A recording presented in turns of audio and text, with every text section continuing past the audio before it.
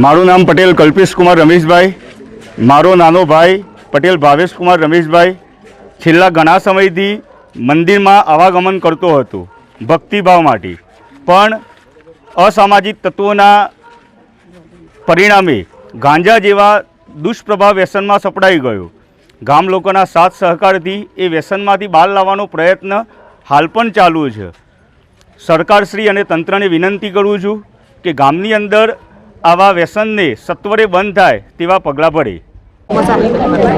મસાલ સમરેશ ગામની અંદર ગોજારૂપી વ્યસનનો જે મંદિરની આડમાં ગોરખ ધંધો ચાલી રહ્યો છે, તેમાંથી આ ગામને યુવાનોને બચાવવા માટે જે ગામ અપેક્ષાઓ રાખી રહ્યું છે, તેમાં અમને તંત્ર અને સમસ્ત મીડિયા આ માટે અમને મદદરૂપ થાય તેના માટે અમારા ચેતન જોશી વિરુદ્ધ જે ફરિયાદો થઈ છે તેમના અમને આ માટે ભેગા એકત્ર થયા છે, તેના માટે અમને સાથ અને સહકાર મળી રહે તેવી અમારી અપેક્ષાઓ છે।